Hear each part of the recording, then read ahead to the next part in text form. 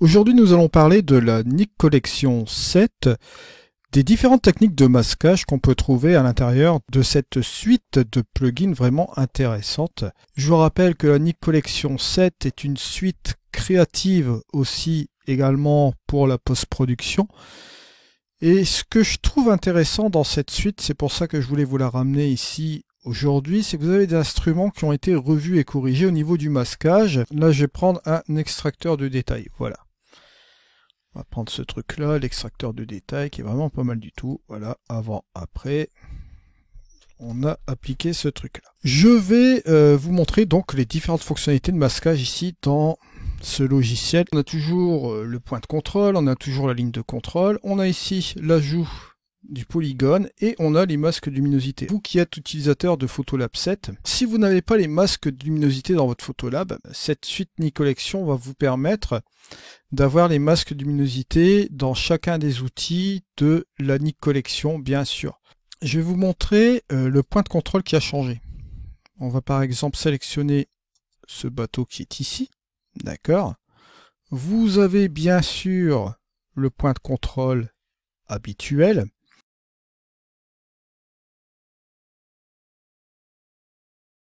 Je vous rappelle que bon, ici on a cet équaliseur. Si vous voulez enlever cet équaliseur pour avoir plus de lisibilité, il vous suffit tout simplement de cliquer là. Voilà. Et lorsque vous revenez dessus, vous n'avez plus l'équaliseur. Là, je vais vous l'afficher ici à l'écran. D'accord. Bon, là, vous voyez le schéma d'action ici en noir et blanc. Avec. Je vous rappelle le grand intérêt ici de l'utiliser dans la Nik Collection, c'est que vous avez toujours la possibilité d'utiliser la luminance et la chrominance, bien sûr. Hein. Ça, vous le savez déjà. Luminance, chrominance. Par rapport à la luminosité et la couleur. Et vous avez aussi également la diffusion qui permet de resserrer le point de contrôle dans une zone bien définie. Ce qui va nous permettre après de jouer dans une sélection beaucoup plus précise, comme vous le voyez ici. D'accord. Dans cette sélection-là. Donc cette diffusion va nous être vraiment très pratique pour avoir des sélections précises. Mais on peut aller plus loin maintenant. Et ça, c'est vraiment super intéressant avec ces points de contrôle. Vous allez le voir ici. Vous avez maintenant désormais la possibilité de transformer ici le point de contrôle en ellipse. D'accord? Vous allez sur les points et vous pouvez tout simplement transformer en ellipse. Donc on peut travailler sur des zones encore plus précises comme vous le voyez ici. Mais c'est pas tout. Vous avez bien sûr cette ellipse, mais vous avez aussi autre chose qui est vraiment super, vous allez le voir ici. Vous avez cette petite pipette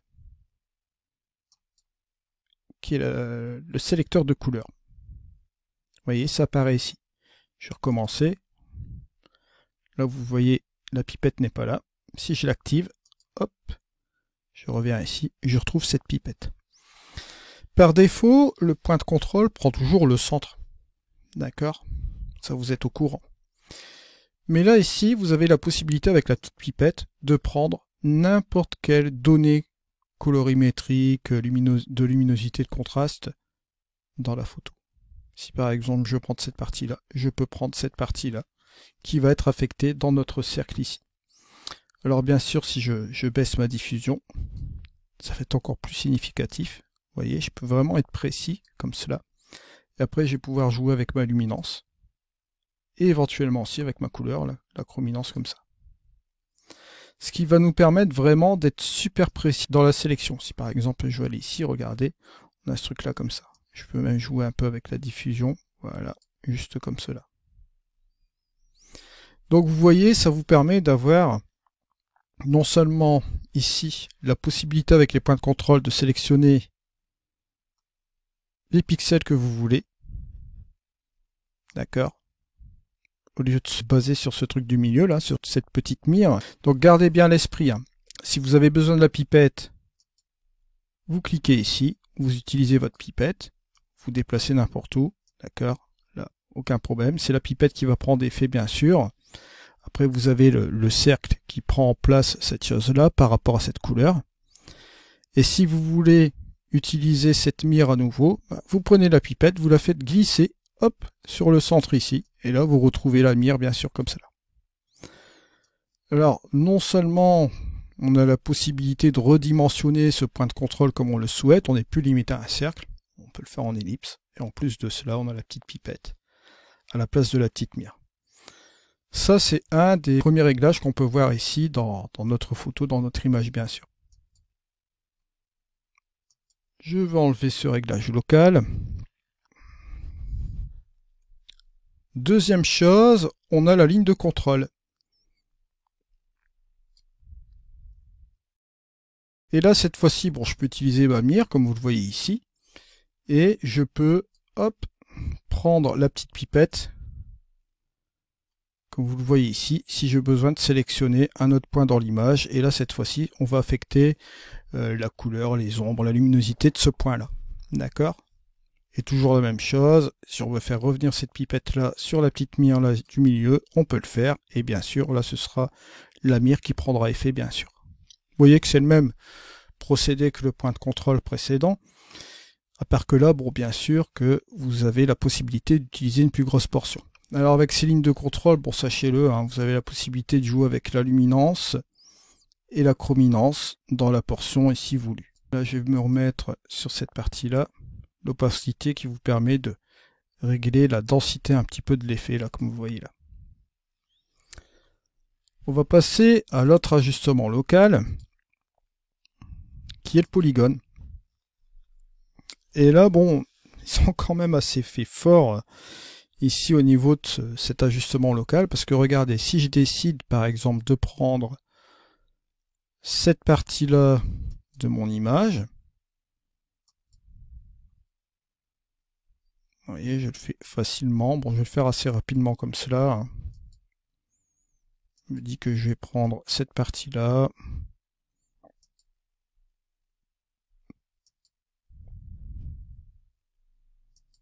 voilà. Et là, on va voir l'effet de l'extracteur de détail qui va s'affecter, bien sûr, dans cette partie-là. Je peux éventuellement affiner hein, la sélection ici, ma sélection comme cela, vous le voyez là, hein, en mettant des points supplémentaires. Donc, ce qui nous permet de jouer quand même avec beaucoup de possibilités concernant la forme ici. Si on veut changer l'emplacement, on peut le faire aussi après, d'accord? Donc, ça nous permet de sélectionner quand même beaucoup de formes grâce à ce polygone, comme on peut placer beaucoup de points. Donc c'est relativement intéressant, bien sûr. Alors là, l'extracteur de détail va se placer à l'intérieur. Et bien sûr, ce polygone, bon, ce qu'il y a vraiment d'intéressant avec ce polygone, vous avez toujours la possibilité de jouer avec la luminance et aussi la chrominance dans cette partie-là. Autre chose aussi, vous pouvez jouer avec la diffusion. Donc, non seulement on peut faire une sélection assez précise avec ce polygone, et on peut jouer avec la diffusion. Et la diffusion va être intéressante, puisque ça va partir sur une diffusion à partir de ce polygone-là, donc ça va nous permettre d'avoir des transitions assez sympas dans l'image, bien sûr, un peu moins abruptes, comme vous le voyez là. Ça peut donner des petites idées comme cela, bien sûr. Alors, vous avez la possibilité aussi d'utiliser la petite pipette.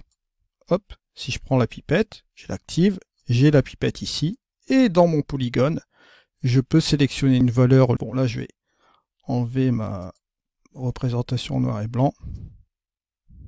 Je peux voir en temps réel l'effet, comment il s'applique, bien sûr, pourquoi pas comme cela. On peut toujours revenir, bien sûr, sur ce système de masquage.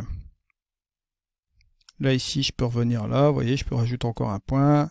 Ici, si je décide de partir sur la sélection là, comme ça, pourquoi pas, et prendre la partie ici du bas, je peux le faire aussi également, je ne suis pas limité. Hop, voilà, juste comme cela. Alors, dernière chose, la luminosité.